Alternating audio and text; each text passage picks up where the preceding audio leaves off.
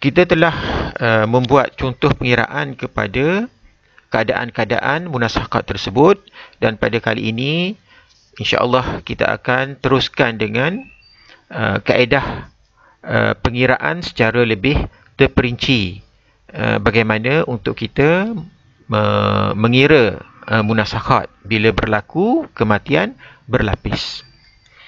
Jadi yang pertama, kita perlu membuat pengiraan masalah untuk si mati yang pertama selepas mengetahui waris-warisnya dan kadar setiap waris.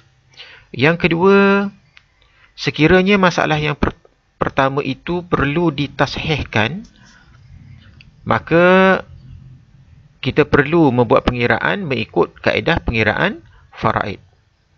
Dan insya-Allah ini akan dijelaskan di dalam contoh nanti. Yang ketiga, selepas selesai melaksanakan pengiraan kepada waris si mati yang pertama, maka kita akan membuat pengiraan kepada masalah si mati yang kedua. Dan selepas mengetahui waris-warisnya, seperti mana 3 keadaan yang telah pun disebut sebelum ini, dan seterusnya, hendaklah kita memberi kadar pusaka kepada waris si mati yang kedua. Keempat, seperti mana biasa, jika sekiranya masalah yang kedua perlu ditashihkan, maka kita perlu mengikut ataupun membuat tashih tersebut mengikut kaedah pengiraan faraid.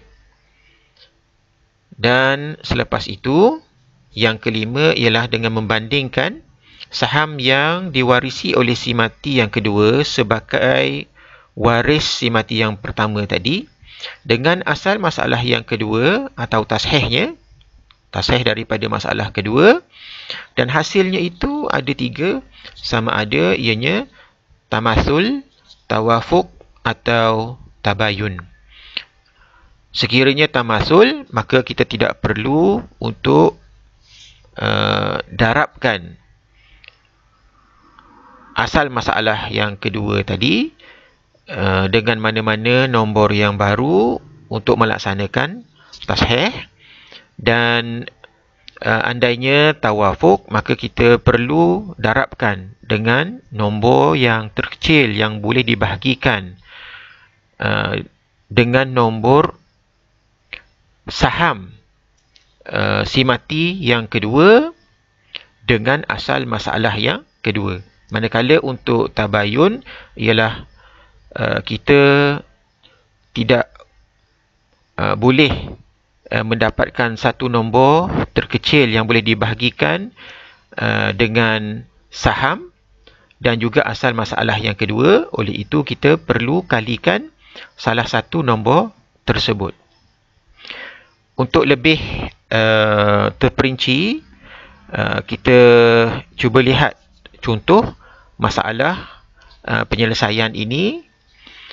Yang pertama, contoh pengiraan secara tamasul.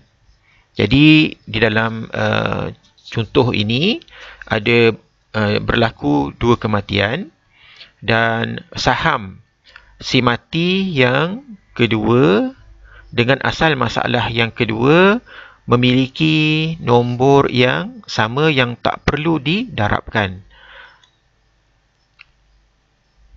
Dalam masalah ini, seorang lelaki mati meninggalkan isteri, ibu, 2 orang anak perempuan, bapa saudara seibu sebapa atau bapa saudara kandung. Maka kita perlu, seperti mana yang telah disebut sebelum ini, kaedah pengiraan ialah dengan memberi kadar kepada waris si mati yang pertama. Justru isteri akan mendapat 1/8, ibu 1/6 kerana si mati meninggalkan furuk waris, iaitulah anak perempuan, dan 2 orang anak perempuan akan mendapat 2/3, manakala bapa saudara kandung akan menjadi asabah di dalam masalah ini. Oleh kerana masalah daripada 1/8 dan juga 1/6, asal masalah ialah 24, 1/8 daripada 24, 3, 1/6 daripada 24, 4, 2/3 daripada 24 ialah 16, dan 16 ini boleh dibahagikan kepada 2 orang anak perempuan, maka tidak perlu lagi kita mentashihkan, iaitu dengan mendarabkan saham ini dengan jumlah kepala waris. Jadi kita boleh teruskan sahaja. 16 bahagi 2, setiap anak perempuan akan mendapat 8 saham, dan selebihnya 1 saham adalah bahagian bapa saudara kandung. Ini adalah masalah yang pertama. Kemudian di antara waris si mati yang pertama ini, salah seorang daripada mereka, itulah anak perempuan, meninggal dunia dan beliau turut meninggalkan seorang suami. Meninggalkan seorang suami, dan warisnya yang sebelum ini yang telah bertukar status hubungannya, tidak sama lagi dengan status hubungan dengan si mati yang pertama. Sebagai contoh, isteri kepada si mati yang pertama, di sini dalam masalah yang kedua adalah ibu kepada si mati yang kedua. Manakala ibu kepada si mati yang pertama, statusnya di dalam masalah yang kedua menjadi nenek kepada si mati yang kedua, dan anak perempuan kepada si mati yang pertama menjadi saudara perempuan kandung, manakala bapa saudara kandung akan menjadi datuk saudara sebapa kepada si mati yang kedua. Baik, jadi waris-waris kepada si mati yang kedua inilah senarainya: ibu, nenek, saudara perempuan kandung, datuk saudara kandung dan suami. Maka kita mengikut kaedah seperti mana yang telah dijelaskan dengan menyelesaikan masalah yang kedua, memberi bahagian pusaka kepada waris-waris di dalam masalah yang kedua. Ibu akan mendapat 1/3 kerana si mati tidak meninggalkan anak di dalam masalah ini ataupun furuk waris, dan tidak meninggalkan saudara yang ramai. Manakala nenek terdinding disebabkan oleh ibu, anak perempuan telah menjadi saudara perempuan kandung dan mendapat 1/2. Bapa saudara kandung kepada si mati yang pertama menjadi datuk saudara sebapa kepada si mati yang kedua dan mendapat asabah, manakala suami mendapat 1/2 kerana si mati tidak meninggalkan anak. Asal masalah daripada 6, 1/3 daripada 6 untuk bahagian ibu ialah 2, dan nenek seperti yang kita katakan telah terdinding. Manakala bahagian saudara perempuan kandung kepada si mati yang kedua, 1/2 daripada 6 ialah 3, dan bahagian suami 1/2 juga adalah 3. Bila dicampurkan, 2 saham campur dengan 3 menjadi 8. Oleh kerana itu, datuk saudara sebapa tidak lagi mendapat harta pusaka kerana masalah telah menjadi aul seperti yang telah kita pelajari di dalam kuliah yang lepas. Masalah telah menjadi aul daripada 6 kepada 8 bahagian. Seterusnya, seperti mana juga yang telah dijelaskan sebelum ini, kita kena melihat iaitu saham waris si mati yang pertama yang juga merupakan si mati yang kedua. Sahamnya 8 dengan asal masalah yang kedua iaitulah 8. Jadi nombor ini 8 dan juga 8 adalah tamasul ataupun sama. Oleh kerana itu, kita tidak perlu lagi mendarab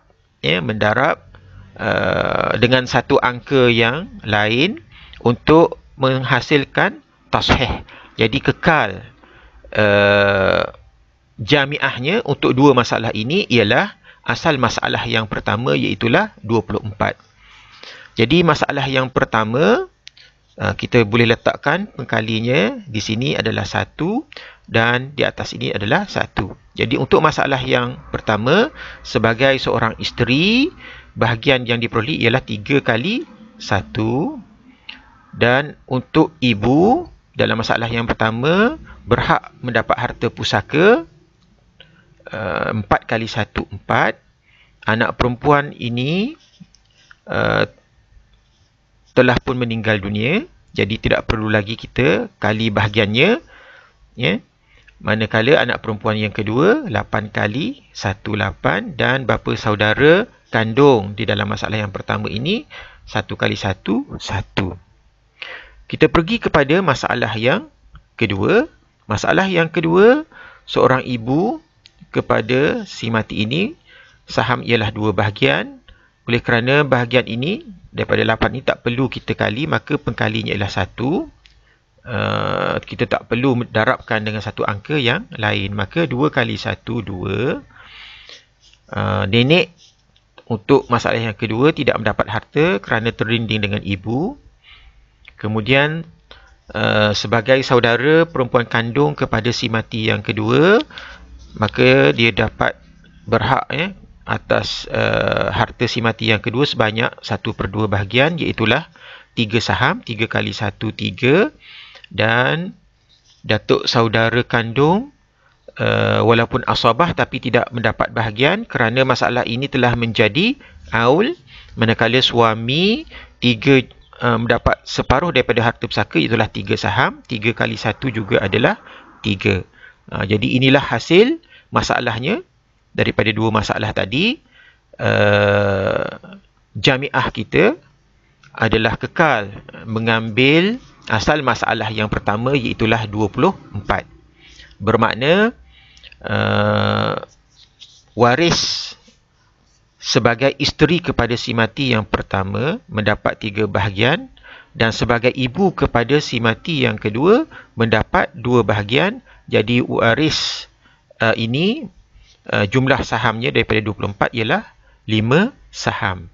Manakala nenek hanya mendapat bahagiannya daripada si mati yang pertama sebagai seorang ibu, iaitulah 4 saham. Anak perempuan mendapat kedua-duanya 8 saham daripada masalah yang pertama sebagai anak perempuan, dan 3 saham sebagai saudara perempuan kandung. 8 campur 3 menjadi 11. Manakala bapa saudara kandung dalam masalah yang pertama dan juga datuk saudara sebapa dalam masalah yang kedua hanya mendapat 1 saham daripada masalah yang pertama kerana masalah yang kedua telah habis sahamnya, tidak mewarisi apa-apa, jadi kekal 1 saham. Manakala suami kepada si mati yang kedua mendapat 3 saham daripada masalah yang kedua saja dan tidak mendapat apa-apa saham daripada masalah yang pertama, jadi hanyalah 3 saham. Jadi beginilah kedudukan terakhir pengiraan kepada masalah munasakhat ini dengan contoh pengiraan tamasul.